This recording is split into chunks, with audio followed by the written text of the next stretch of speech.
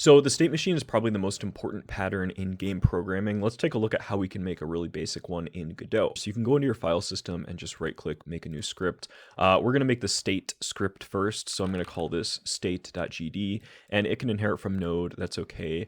And I'm going to give it a class name right at the top. We're just going to call this state.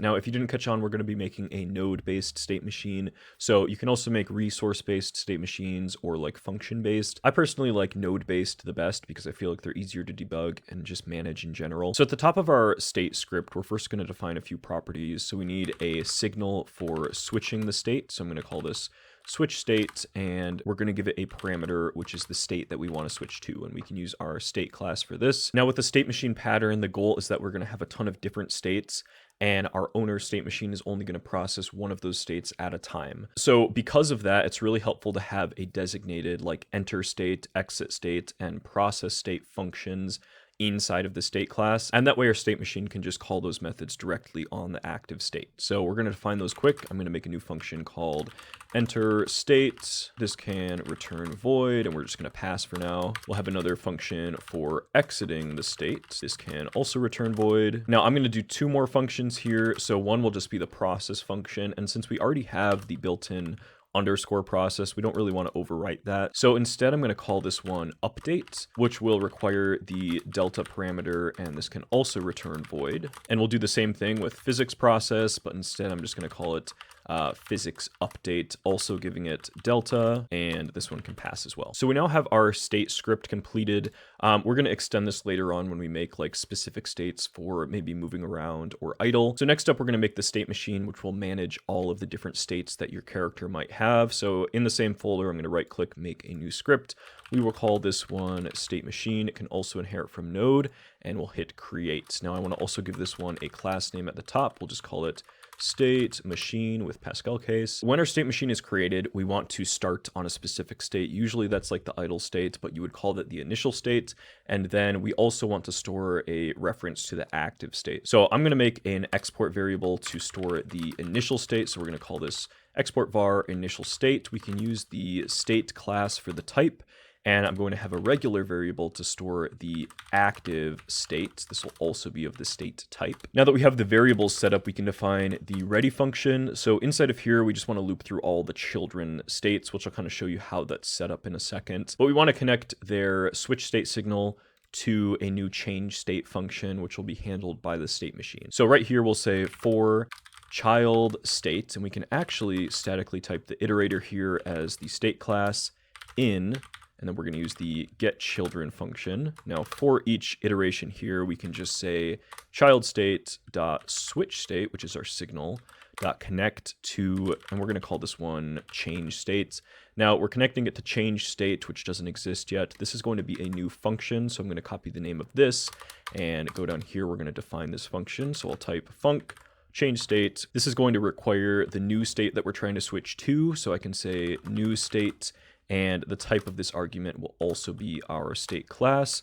This can return void, and inside of here, let's just pass for now. Now, inside of this function, this is kind of the bulk of our code. So we want to set the active state to whichever state we're trying to switch to. Sometimes you're going to be calling change states at times where you don't need to change the state. I find this happens a lot from like behavior tree setups, when you're working with like enemy scripts and things like that. So the first thing we want to check is if our new state is equal to our active state.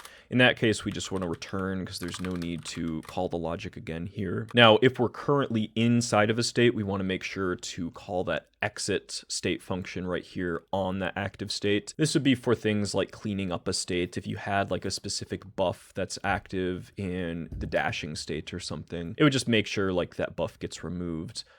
So stuff like that, that's typically what you'd want to put in the exit state function. So right here we can say if active state, then active state dot exit state. Now that we've cleaned up the previous state, we can now set the new state to the active state. So I'm going to say active state is equal to new state. And now just as a safeguard, we're going to check this again. So I'm going to say if active state, then active state dot enter state. And this enter state function would be like all of your setup for the state.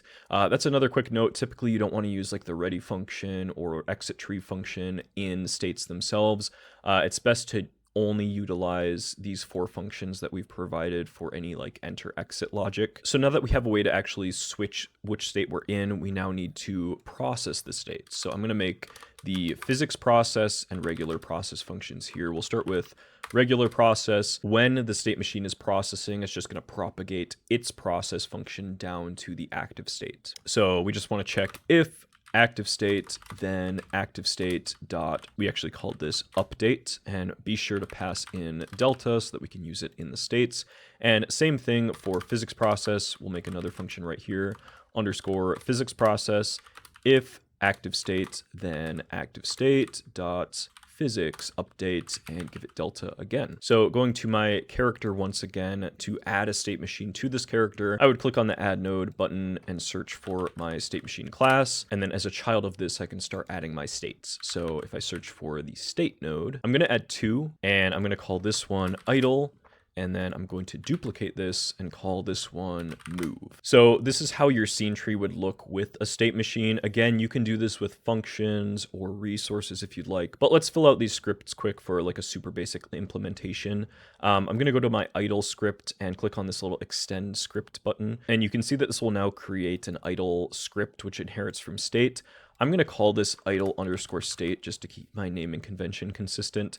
And I guess I also have to put this inside of my scripts folder. Might as well put it in a states folder. And you can see that we start out with a blank canvas. Basically, the workflow is we're going to override any functions from the base class that we need to use in the idle state. So there's not really anything we have to do when we enter or exit the state. Because of that, I'm only going to override the update function. So if we start typing it, you can see it will autocomplete. We just hit enter. And we can now define our update or process logic for the idle state. I guess if you want to play like an animation, you could define the enter state, and then this would be like play animation. I'm going to discuss a better way to do this in a second, but for the update function, really all we want to do is listen for input. And if we have input, then we're going to switch to the movement state. So I can say if input dot get vector. I didn't define my input action, so I'm going to use UI left, UI right, up, and UI down. So if our input vector, I'm going to split this up so you guys can see it, is not equal to vector2.0, then this would mean that we're trying to move. And this is where we'd want to switch to our movement state. So how do we do that? We can use our switch state signal, which requires the state that we want to switch to. And typically what I like to do is store that state reference that we're trying to switch to in an export variable. So I could do, like, let's say right here, I do an export variable for my move state. We just set the type to the state class. And now inside of this if statement, if we're trying to move, then all I do is call switch state.emit, and we pass it with the move state. So again, because we connected to the signal in the state manager, this will tell the state manager to change to this move state. And the last thing we have to do is actually assign this reference. So if I click on my idle state and go to the inspector, we have this move state export. I can click on assign and set this to my move state node. And I also need to go to my state machine really quick and assign the initial state. We want to just start in the idle state. That makes sense. So we can now switch to the movement state by moving. What about the opposite? Otherwise, we're going to get stuck in the move state. So let's set that up really quick. Click on the move state. I can extend from this script, make my move underscore state script, and I'll actually go back to my idle and copy this entire thing. We'll paste it here. This is going to be almost the same code, but obviously we want to switch this from move state. We're now going to reference back to the idle state. I'm going to take this out for now. And then in the update function, we want to switch back to the idle state if we are not trying to move. So I can put idle state in my switch state.emit function. And then instead of saying if our vector is not equal to 0, we're going to say if the vector is equal to 0. So this will switch us back. We now won't get stuck in any specific state. Now, before we test this, there are 2 more things that we need to do. So if I select my move state, you'll see that I also forgot to assign the idle state reference. So let me do that quick. I assign this to my idle state. And then also in the ready function for my state machine, I need to remember to actually change to the initial state in the ready function. So after we've made all the connections, after this for loop, I want to say change state to initial state. Now we can actually test this really quick. If I did something like add a setter function to my active state variable, I could say that whenever this is set, we just print that we changed the state to the name of the active state. And if I run this, we can test it out quick. So hitting the inputs, you can see that if I start trying to move, I change to the move state.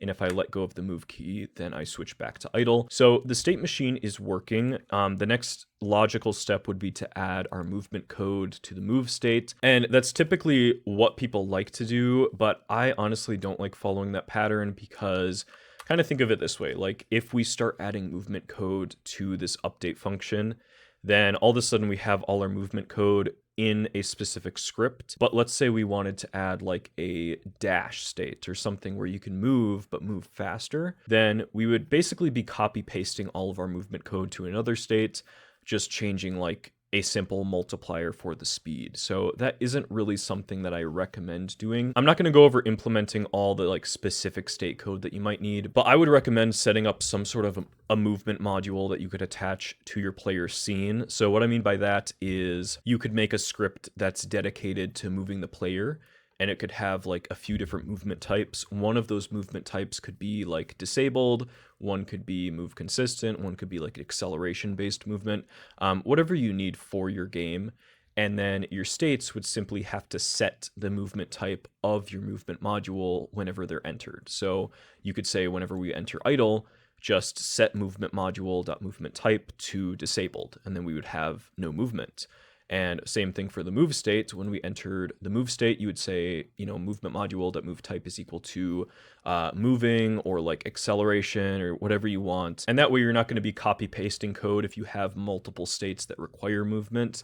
And you could also do things like change the speed of your movement with just another multiplier on the movement module itself. So you could add to your move state like, hey, when I enter, I set the movement type first of all, but then also set the multiplier or like the speed that we want to actually move at. Now, obviously, state machines are going to differ depending on if you have like a top-down game or like a platformer game. So I just wanted to give you guys a really solid base that you can start working with. But I hope you guys learned something new. And if you have any questions, be sure to drop them in the comments. Again, state machines are extremely powerful, especially in game development. So you can really use them for anything. I mean, like characters, enemies, even UI, which I have another video on like a state stack pattern that's also pretty interesting, but definitely utilize this pattern in as many places as you can. Anyways, though, quick shout out to all the channel members. Thank you guys so much for all your support. It really helps a lot. And if you want to become a channel member or even just like join the Discord to get connected with the community, all the links are in the description. I also have a ton of other Godot and game development tutorials on my channel, so be sure to subscribe if you're interested. Thank you for watching, and I'll see you guys in the next one. Bye.